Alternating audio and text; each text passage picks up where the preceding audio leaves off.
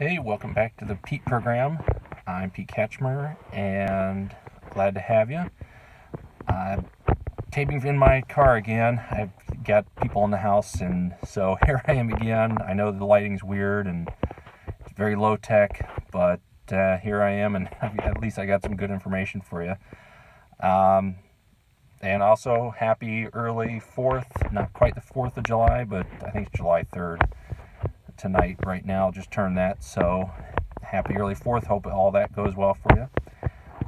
Tonight I'm going to talk about rep schemes and how to progress. It's kind of a continuation from the video I just produced, which was, what kind of rep should you choose. This is how do you progress once you've picked that. And it's actually more complicated than you would think.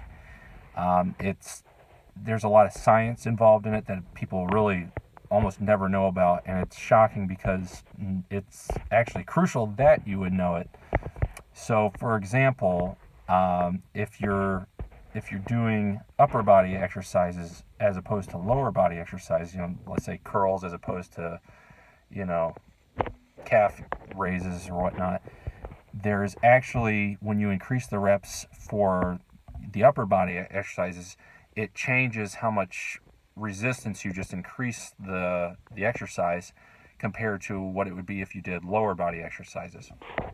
And I'm going to refer you to this really good book that I've had for years, and you can tell because I've absolutely beat the heck out of it. It's called Beyond Brawn by Stuart McRoberts, and it's absolutely best book on bodybuilding I've ever read. And there's a chart in it called the Maurice and Ryden chart, and it shows the rep equivalents of upper body and lower body exercises. And so, for example, if you had a 1 rep max on your bench press of, say, 200 pounds, you added 1 rep, so you did 2 reps, you actually have to add 3.3% to your 1 rep max. So in other words, if you did 2 reps of the 200 pounds instead of 1 rep, it'd be like adding 3.3% to that weight, which would come out to be 206 something. You added 6 pounds. If you did lower body, you'd add about like 1.6%. So it'd be, instead of, let's say, a 200-pound squat, you would do, if you did 2 reps, you'd actually do like a 203-pound squat, something to that effect. So it's really important to remember. Especially because most conventional knowledge now, when it comes to repetitions, will say, and this will go back all to like the Weider stuff, everything for the past probably 50 years from all the old books I have from my dad and so forth. They'll say, you do 8 to 12 reps for, your lower body, 6 to 10 for your upper body, and then they'll say that to the current day just about. And I mean, it's a good starting point. The problem is, though, when they say, oh, well, how do you increase the weight? They'll say, well, just add 5 pounds to the bar once you get to that upper range of reps.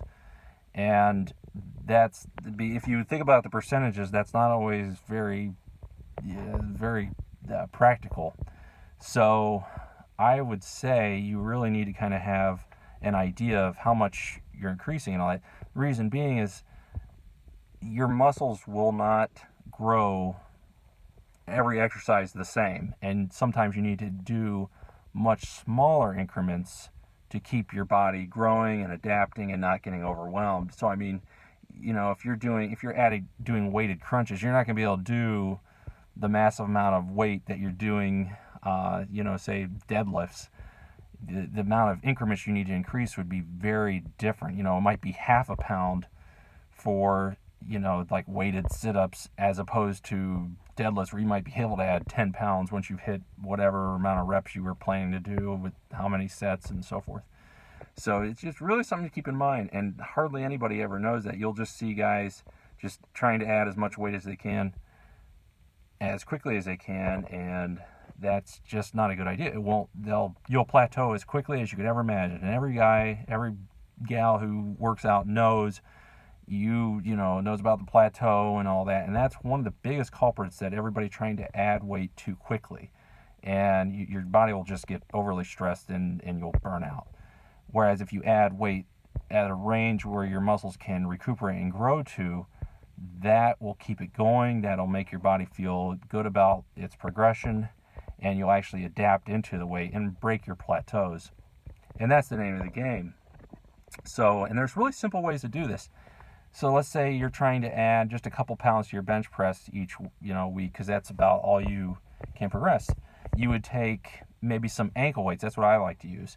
The ones maybe like they have quarter-pound little weights in the little pocket. Maybe just take some of those and just add those incrementally in addition to your plates, and record what you're doing. And maybe the 1 week you're doing a set of 6 with 150 pounds. Well, maybe the next week you do 152 pounds. You just add 2 pounds, a pound on each side. Something to that effect. Or you can even get really funky with it. You can do like maybe get washers, little metal washers from a hardware store, weigh them out, and use them as little micro weights or something to that effect. There's even like magnetic plate weights. I own some of those, and they have kind of funny increments, but they're nice especially for like dumbbells and that, or just being real quick little increments. And they're like 1 1/4 pounds each, or 5/8 of a pound each. I think PlateMate is the brand I use, and I think they still make them. I'm sure there's other brands now, but that was kind of the old brand that I used, and those are really nice. So you just want to make sure you're increasing in ways that make sense for the weight you're doing. You don't even necessarily need to use the fractional plates. You could just use, say, for example, if you're trying to increase your squats and all that, if you use a big enough rep range and you kind of get your percentages down based on like what I was telling you, if your reps are like 8 to 20 reps, well, you could probably add 5 or 10 pounds when you've gone finally to 20 reps, and then drop your reps back down. So that's just to give you an idea of ways to kind of break through your plateaus and the odd sort of rep confines and all that you kind of find in conventional stuff. So I hope that helps. If you have any comments, ideas, suggestions, questions, just give me a buzz. Send me a message, or make a comment. I love it. I appreciate everybody who's watching this, and my biggest hope is that with all these videos that it really helps, guys get better in the gym, have less frustration, and kind of get the body and strength levels that they want. So, all right, I'm going to have some more videos coming up for you, and I'm also going to have some recordings of, I'm about to start gaining myself right now. I'll get back to putting on some size, and I'll have some video recordings of my gym time and that sort of thing that I'll upload, so you can kind of see my own progress, and I'll be kind of working with y'all. So, all right, I appreciate it. Have a good holiday.